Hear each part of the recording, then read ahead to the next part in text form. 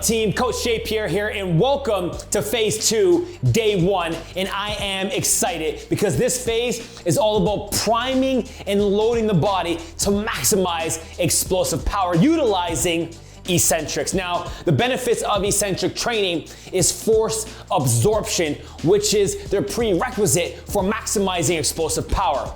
So we're going to be focusing on developing the eccentric phase of the muscle, as this causes a series of physiological events that preload the muscle, storing kinetic energy, which is transferred to explosive power.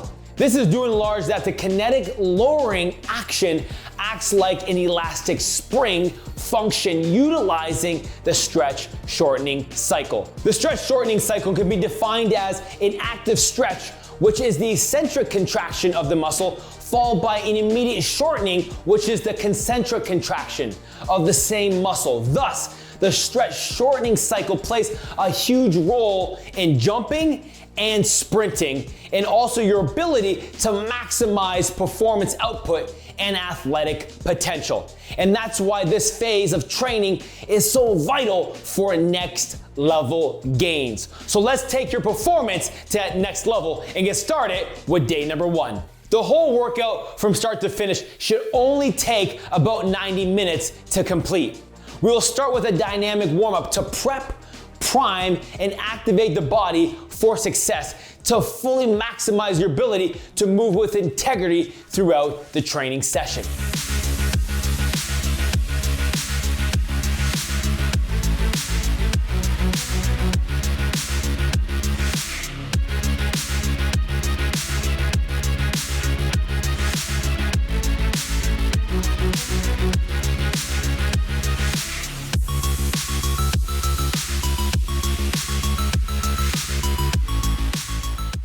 Once the warm-up is complete, we'll start the session off with a calf raise prep series to prepare the ankle complex for explosive movements.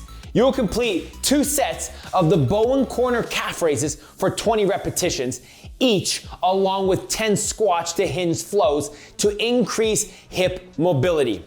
These movements should be only done on a soft surface or with your shoes on, especially if you're a beginner, to avoid any irritation or soreness in the bottoms of your feet.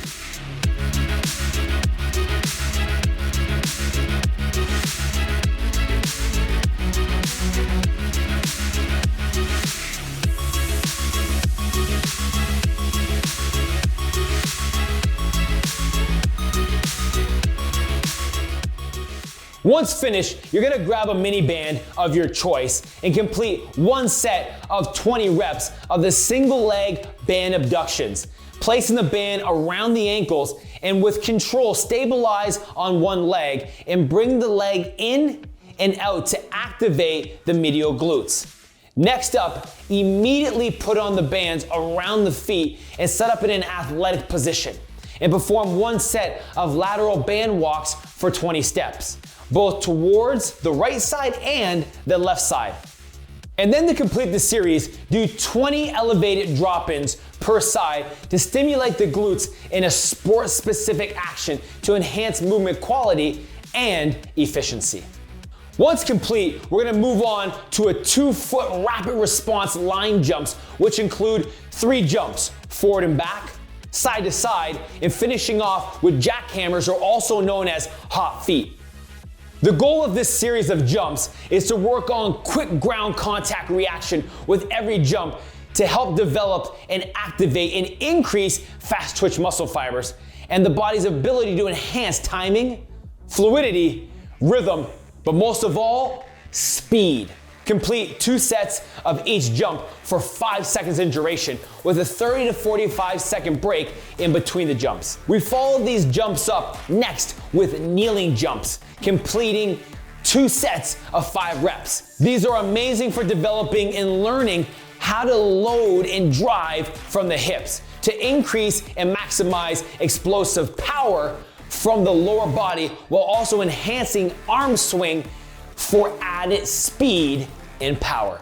To finish off the jump series, complete 2 sets of 10 Pogo sprinter tuck jumps, with the focus being on quick ground contact and reactivity as you split your knees in midair, which also works on coordination, motor firing rhythmic patterns, balance, and overall body control.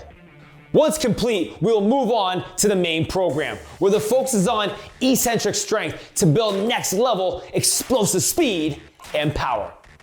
There are 3 main workout blocks that will consist of 3 to 4 movements in each block, which will be completed one after the other with a specific rest period between the movements, which will be indicated on the PDF training sheet. Each block will be also completed for 3 sets, and once finished, you can then move on to the next training block. The first block, which is block number 1, consists of a 3-part contrast. A1, heavy deadlifts or squats for 5 reps with a 5-second eccentric lowering tempo, followed by an explosive burst from the bottom position. I recommend lowering to a sport-specific position, which is about 9 degrees if you're performing the squat. You can choose any compound lift that you desire, as the goal of this contrast training is to help increase explosive power. This is known as post-activation potentiation, or PAP. Post-activation potentiation is an enhanced contractile ability of the muscle to generate force with moderate to light loads after performing an exercise consisting of maximal or near maximal loads. Thus why A1 is our heavy load. The heavy loaded exercise increases the recruitment of high threshold motor units, improving intermuscular and intramuscular coordination while decreasing presynaptic inhibition. The combination of these 3 actions allows for greater force production and power output of the subsequent exercise. In layman terms, the nervous system goes into overdrive thinking that it's going to lift a heavy load, resulting in an explosive lift of the lighter load. If you are a beginner or don't have access to heavy weights, you can still use bands to elicit the same response. Make sure to go slow and control and maximize as much band resistance as you can. Thus, once completed A1, rest for about 60 to 90 seconds, and then complete A2 for 5 reps called dumbbell drop jumps. Use 5 to 10% of the weight used in A1 per hand. Example, if you deadlift 300 pounds and use 5% of the weight, then you will use 15-pound dumbbells per hand for your jumps. This movement is highly explosive and increases ground reaction forces, as your intent should be to quickly and powerfully drive through the ground while fully finishing the jump as you leave the ground going through triple extension. If you don't have dumbbells, use band resistance to elicit the same response, as this will allow you to explode through resistance, maximizing force and power output. After A2 is complete, take a 60 to 90 second rest and then finish the contrast set with A3 band over speed jumps for 5 reps. Set up the band overhead onto a secure structure and hold the band in your hands or loop your body inside the band, then forcefully explode as high as you can. Once you touch the ground, quickly and dynamically explode back again. Band-assisted jumps are the best way to work on high velocity and quick production of force needed for vertical jumping. It allows for faster turnover rate of the muscles. At the same time, it teaches the body to move faster and higher than it normally is capable of due to the overspeed band tension, which unloads the body at the bottom of the movement, thereby allowing the tendons to complete a powerful concentric action. And lastly, it also increases the explosive capacity of the stretch shortening cycle and the beneficial joint stiffness qualities. If you don't have a band, then just complete 5 explosive pogo jumps. Upon finishing the last movement, take a 3 to 4 minute recovery and also complete 30 rotations of wall-supported air chair bow and corner flow as a means of active recovery, helping to restore and enhance hip mobility, especially internal rotation of the hip, as the main compound lift is very externally driven. Once complete 3 full sets of the first training block, A1, take a full recovery of 3 minutes, then start training block 2, completing 3 sets of 3 movements with a 20-second rest between the movements, starting with B1, heavy Bulgarian split squats for 5 reps per leg with a tempo of 2 seconds down, 2 seconds iso hold, and explode to finish. The goal is to develop single leg strength and power to increase speed and explosiveness while also enhancing balance, stability, and overall body control. If you don't have heavy weights, then you can use bands to elicit the same response to overload the muscles within the slow eccentric lowering.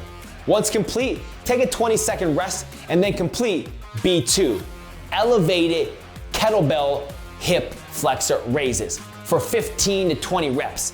Make sure to stay long and tall throughout the movement while also elevating your stance leg heel so you're on the balls of your foot in a sport-specific position to maximize push-off in sprinting and jumping.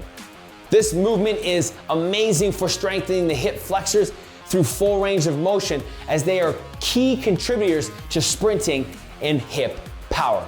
If you don't have a kettlebell, don't worry. Then you can use a loop band of your choice and still get amazing results.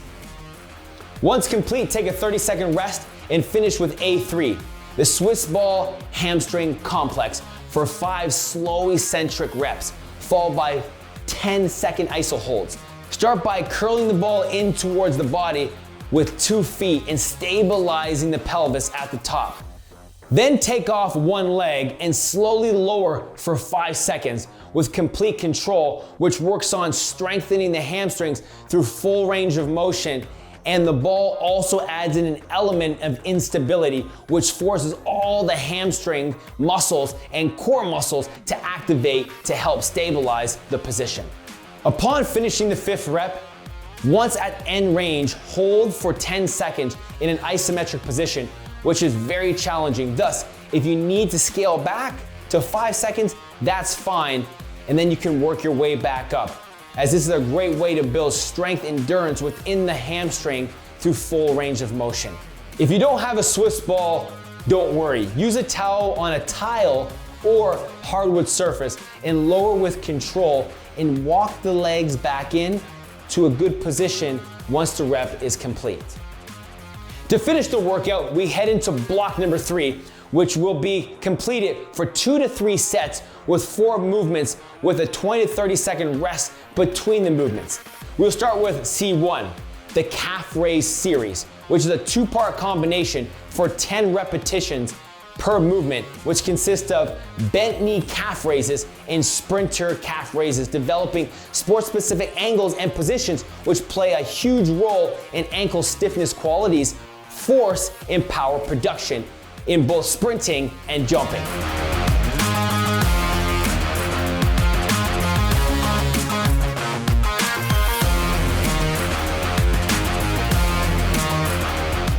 Once complete, move on to C2, the Adductor complex series, completing 20 reps per position. As you'll be doing 20 repetitions up and down, clockwise and counterclockwise to really hit the hip and adductor complex for elite level strength and endurance. Moving on to C3, reverse quad Nordics for 8 to 10 reps, lowering with control for as low as you can without pain or discomfort. Use a guide behind you like a ball or a bench as a cue to know where to stop and come back up. This is a great movement to help strengthen the quadricep muscles and hip flexor muscles while also increasing flexibility. Finally, the last movement is C4, eccentric pull-ups for 5 repetitions and a 5-second lowering, which is vital for strengthening the upper back and shoulder muscles to help increase speed and power development in the arms for extreme acceleration.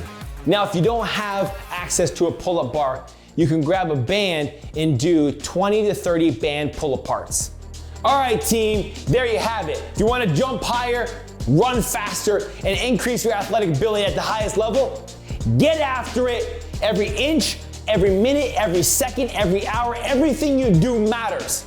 Pay attention to the details, focus in, get locked in, switch on beast mode, and let's